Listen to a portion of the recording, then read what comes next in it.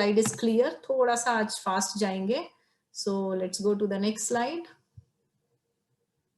Okay fine.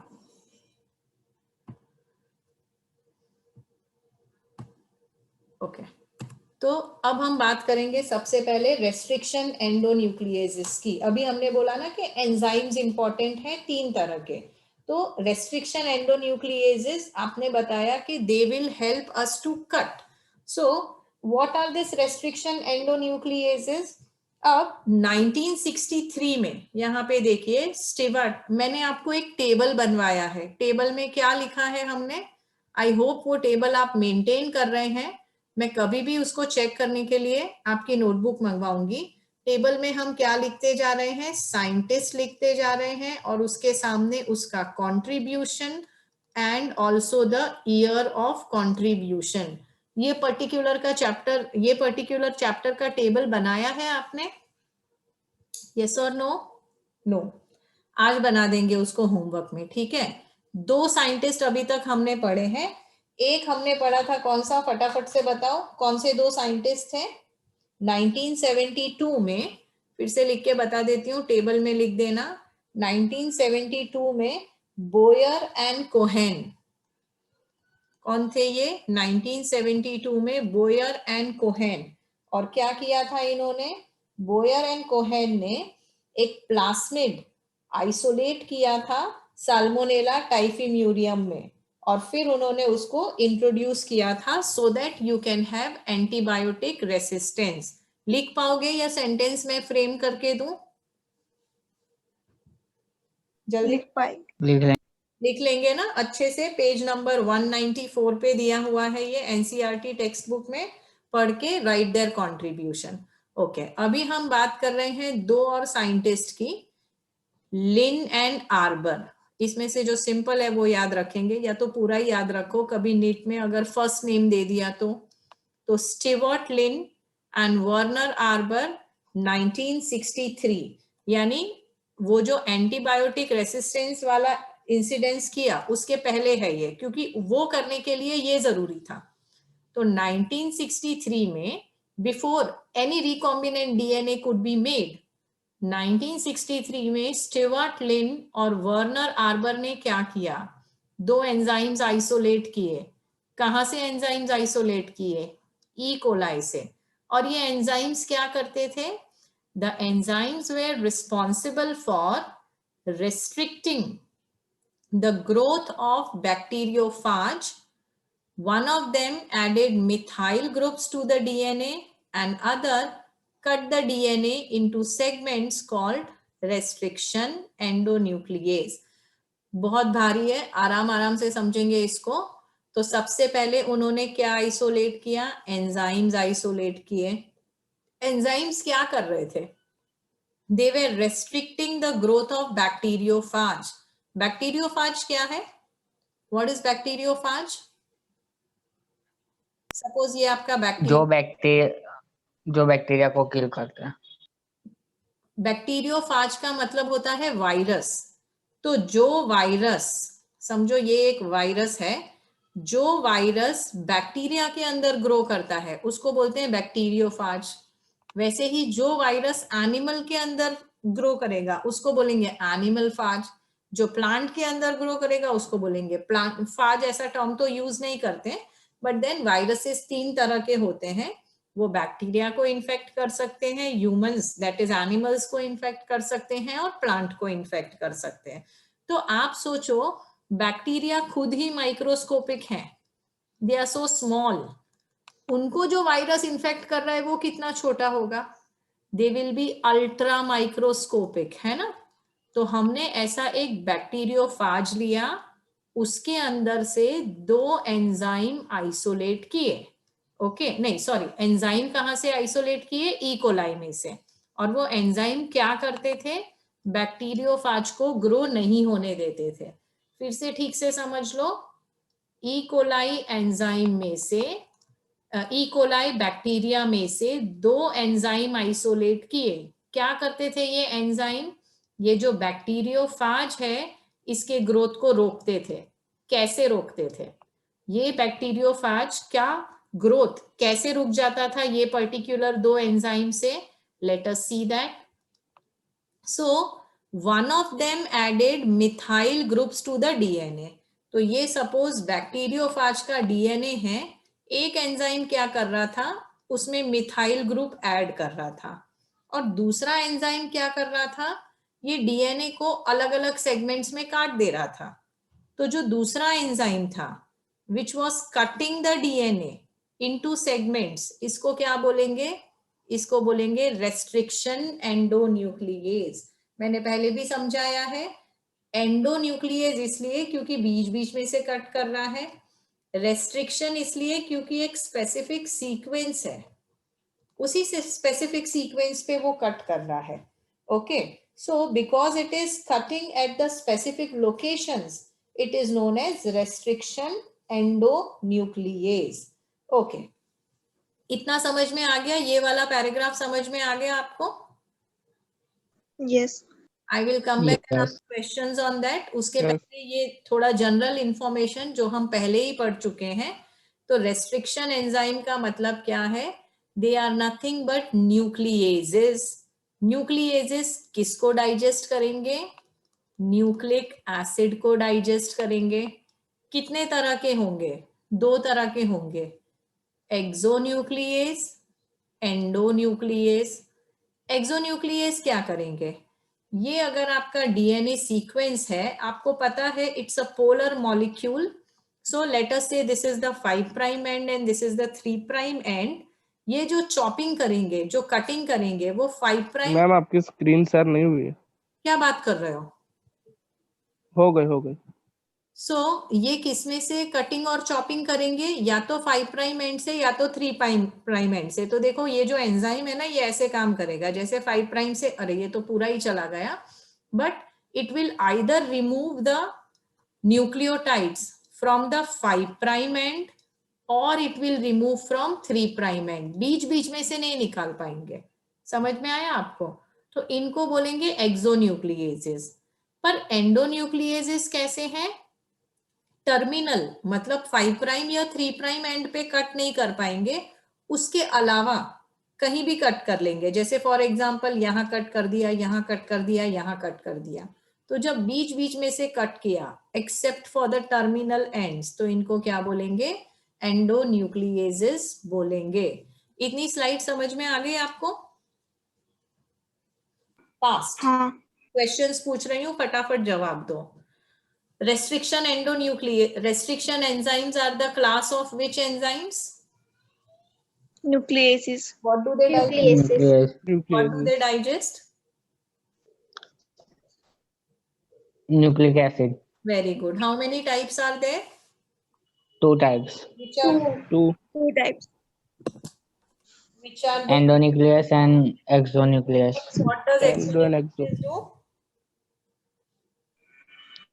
Exo की endo.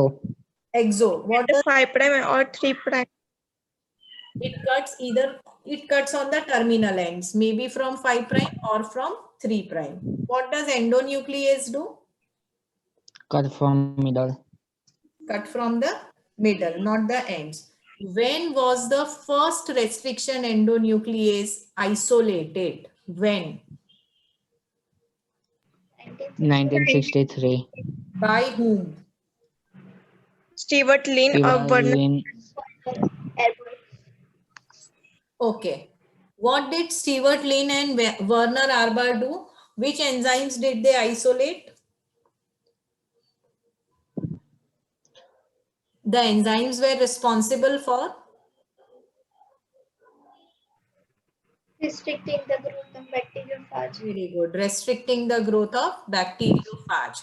Okay, 2 enzymes थे. दोनों एंजाइम के फंक्शंस बताइए, क्या करते थे ये enzymes? One was adding methyl group to DNA. Okay, and what was other doing? Another cut the DNA segment. Okay, it was cutting the DNA segment. Very good. I think this slide is clear. Okay.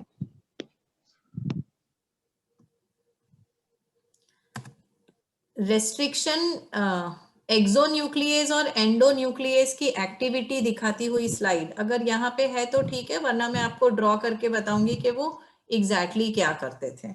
Okay, पहले देख लेते हैं यहाँ पे क्या है।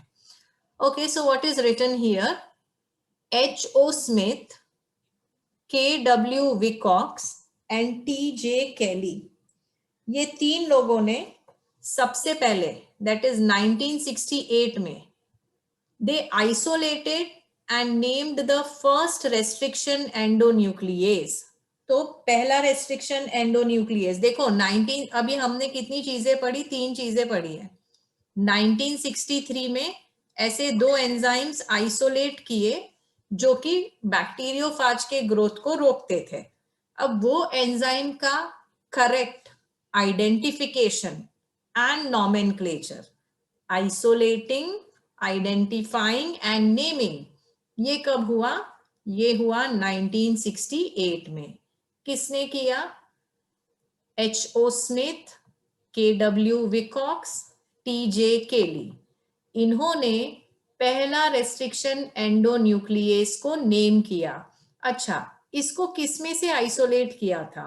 किसमें से आइसोलेट किया था? बैक्टीरियम में से। बैक्टीरिया का नाम क्या है? हीमोफाइलिस इन्फ्लुएंजा बैक्टीरिया। इन्फ्लुएंजा मतलब ये क्या करता होगा? बॉडी के कौन से सिस्टम को अफेक्ट करेगा? लंग्स, यस, रेस्पिरेटरी सिस्टम को अफेक्ट करेगा। जरूरी नहीं है सीधा लंग तक पहुंच जाए, पहले फेरिंग्स में जाएगा, ब्रोंकाई में जाएगा, ट्रैकिया में जाएगा, वहां तक आपने संभाला नहीं अपने आप को तो फिर लंग्स में पहुंचेगा। तो फिर से बैक्टीरिया का नाम क्या था? Haemophilus influenza bacterium. थोड़ा थोड़ा जानने की कोशिश करो। देखो, इन्फ्लुएंजा मतलब it has to do something with respiratory system. Haemophilus, haem का मतलब होता है ब्लड, मतलब जैसे ये कोरोना वायरस एक हिमेटोलॉजिकल डिजीज है, क्या कर रहा है वो? आपके ब्लड को थिक कर रहा है, तो वैसे ही इसका भी कुछ लेना देना होगा हिमेटोलॉजी से। ओके, अब ये जो एंजाइम है इसका नाम क्या रखा? इसका नाम रखा HIND2। तो आपका पहला रेस्ट्रिक्शन एंडोन्यूक्लियस, उसका नाम क्या था? उसका नाम था HIND2। अब ये जो नाम रखते हैं ना, उसका भी एक सिस्टम होता है नॉमेनक्लेचर का, वो अभी हमको जानने की जरूरत नहीं है। ओके, इन लोगों ने ऑब्जर्व किया कि जो HIND2 है, it is always cutting the DNA at a particular point. क्या रिकॉग्नाइज करता है वो? हमेशा एक पर्टिकुलर स्पेसिफिक सीक्वेंस रिकॉग्नाइज करता है। कैसा है वो सीक्वेंस? वो सीक्वेंस 6 बेस पेयर का है। तो डीएनए तो आपका बहुत बड़ा है, इतना बड़ा डीएनए है, लेकिन जहां जहां पर भी ये 6 बेस पेयर का सीक्वेंस था, वहां वहां वो काट देगा। समझो ये वो 6 बेस पेयर का सीक्वेंस था, ठीक है? तो उन्होंने देखा किसी भी डीएनए में अगर HIND3 डाला है तो वो कहाँ कट करेगा? वो यही वाले डीएनए वो कहाँ कट करेगा? वो जहां जहां पर भी ये 6 बेस पेयर का सीक्वेंस था, वहां वहां वो कट कर देगा। तो ये पर्टिकुलर डीएनए जो मैंने आपको ड्रॉ करके दिखाया है, इसके कितने टुकड़े होंगे? 1 2 3 4 5 6 7 8 टुकड़े हो जाएंगे इसके। तो ये जो बेस पेयर सीक्वेंस है, इसको क्या बोलते हैं? इसको बोलते हैं रिकॉग्निशन सीक्वेंस। रिकॉग्निशन सीक्वेंस का मतलब समझ में आया आपको? यस और नो? ठीक है। यस। तो स्मिथ, विकॉक्स और केली ने क्या किया? Isolation and naming of the first restriction endonuclease. किसमें से आइसोलेट किया? Haemophilus influenza. हीमोफाइलस इन्फ्लुएंजा क्या था? बैक्टीरिया था। नाम क्या रखा उसका? HIND3। हमेशा कहाँ करता था? एक स्पेसिफिक रिकॉग्निशन सीक्वेंस था। वो रिकॉग्निशन सीक्वेंस कितने बेस पेयर का था? 6 बेस पेयर का था। Let us go to the second line. अब ये जो रिकॉग्निशन सीक्वेंसेस हैं, these are always palindrome। Palindrome का मतलब क्या है? पैलिंड्रोम का मतलब है आप उसको आगे से पीछे पढ़ो या पीछे से आगे पढ़ो, it gives you the same thing. जैसे कि डालडा नहीं, मैंने लास्ट टाइम भी आपको बताया था पैलिंड्रोमिक सीक्वेंस, कौन सा बताया था last time? Okay, I will remember and give you the names palindromic sequence का। सो उसको आप लेफ्ट टू राइट पढ़ो या राइट टू लेफ्ट पढ़ो, it will give you the Malayalam. हाँ, मलयालम। ओके, तो लिख के भी देख लेते हैं हम मलयालम, यहाँ लिख के देखते हैं ना मलयालम। सो MALYA मलयालम। ओके, तो अब मैं क्या करूंगी, मैंने लेफ्ट टू राइट लिखा, अब मैं इसको सॉरी ये क्यों यहाँ पे आ गया, अब मैं इसको क्या करूंगी, लेफ्ट टू राइट लिखा ना, अब मैं राइट टू लेफ्ट लिखने की कोशिश करती हूँ इसको। तो पहले मैं क्या लूंगी, M लूंगी, ठीक है। तो पहले मैंने M लिया, फिर मैं क्या लूंगी, A लूंगी, फिर मैं क्या लूंगी, L लूंगी, and then again A, then again Y, उसके बाद L, उसके बाद वापस A, और उसके बाद वापस लास्ट में M। तो देखो मुझे एग्जैक्टली सेम वर्ड मिल गया। तो this kind of sequences are known as palindromic sequence. Thank you so much for help. Okay. अब ये जो पर्टिकुलर एंजाइम है, कौन सा एंजाइम है हमारा, HindIII, इसका रिकॉग्निशन सीक्वेंस क्या था वो भी यहाँ पे दिया हुआ है। इसका रिकॉग्निशन सीक्वेंस है GAATTC। अब ये मैंने पढ़ा लेफ्ट टू राइट, अब मैं राइट टू लेफ्ट पढ़ूंगी तो क्या हो जाएगा, ये CTTAAG। अब देखो ये वाला और ये वाला क्या है, ये कॉम्प्लीमेंट्री बेस पेयर्स हैं, है ना। So these are complementary base pairs. और दूसरा पोलैरिटी समझो डीएनए स्ट्रैंड की, यहाँ पे ये वाला जो डीएनए स्ट्रैंड है 5 प्राइम टू 3 प्राइम, तो ये ऐसा जा रहा है, ठीक है, समझो ये 5 प्राइम है और ये 3 प्राइम है। तो दूसरा वाला स्ट्रैंड कैसा रहेगा, एंटी पैरेलल रहेगा ना।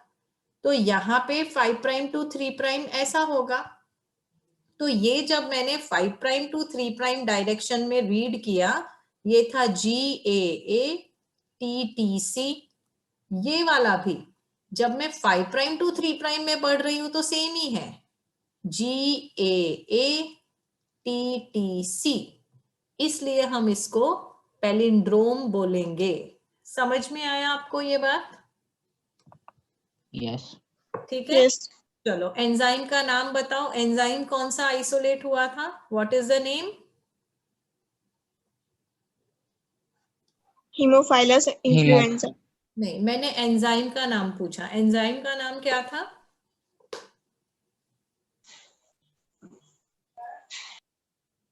एंजाइम का नाम क्या था बच्चों? एंजाइम का नाम था HindIII।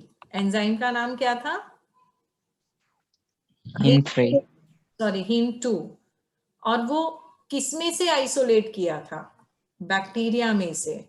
बैक्टीरिया का नाम क्या था? Hemophilus influenza। उसका जो रिकॉग्निशन सीक्वेंस था उसमें कितने बेस पेयर्स थे? 6. 6 बेस पेयर्स थे। और सीक्वेंस क्या था 5 प्राइम टू 3 प्राइम? सीक्वेंस क्या था? सीक्वेंस था GAATTC। क्या सीक्वेंस था? GAATTC। Correct. Okay, next.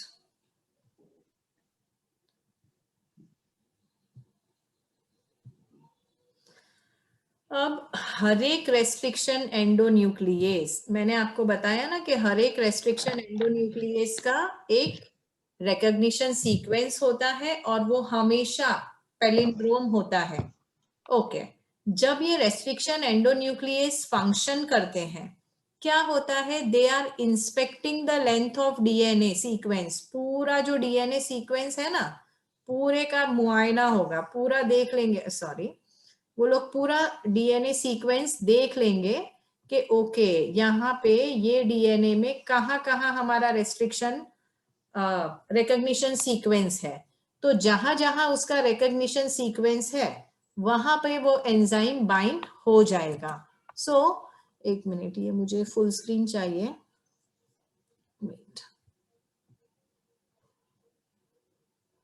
So first of all, they will inspect the entire length of DNA और जहां जहां पर उनको वो DNA दिखा, जहां जहां पर वो रेस्ट्रिक्शन, जैसे ये सपोज ये मेरा DNA सीक्वेंस है, ठीक है. अब यहाँ पे ये रिकॉग्निशन सीक्वेंस है. I should take another colour दो. So this is restriction, this is recognition sequence, this is recognition sequence and this is also recognition sequence. ऐसा कोई जरूरी नहीं है कि सेम इंटरवल्स पे ही होना चाहिए. अब जहां जहां उसको रिकॉग्निशन सीक्वेंस दिखा वहां वहां पे जाके एंजाइम बाइंड हो जाएगा. एक ही एंजाइम थोड़ी है, बहुत सारे एंजाइम मॉलिक्यूल्स हैं. तो जहां जहां पे ये दिखा वहां वहां पे ये बाइंड हो गया. क्या बाइंड हुआ? एंजाइम बाइंड हुआ. ओके. और फिर वहां वहां पे जाके उसने कट कर दिया. पर मैंने यहाँ पे सिंप्लिसिटी के लिए सिंगल डीएनए बनाया है. पर डीएनए सिंगल सेगमेंट है क्या? डीएनए कैसा होता है? Double strand. डबल स्टैंडर्ड तो है ना. तो ये कैसा रहेगा? ये ऐसा रहेगा, डबल स्ट्रैंडेड, पर कॉम्प्लिकेटेड हो जाएगा. तो अभी मैं आपको सिर्फ इतना बता दूं कि हो क्या रहा है. जहां जहां पे ये सीक्वेंस था वहां वहां पे बाइंड हुआ ना. तो अब देखो मुझे सेगमेंट्स कैसे मिले वो देख लो पहले. तो मुझे कैसे सेगमेंट्स मिलेंगे? एक ये मिला, फिर एक ये मिला, ठीक है, इतना मिला. फिर क्या मिला? ये वाला मिला. थोड़ा सा आइडिया आ गया अब आपको? तो मुझे इस तरह के Yes. सेगमेंट्स मिल जाएंगे. ये तो मैंने आपको बहुत सिंपल तरीके से समझाया. पर हमको ये याद रखना पड़ेगा कि हमारा जो डीएनए है it is having 2 strands, double helical structure है. तो जहां जहां पे भी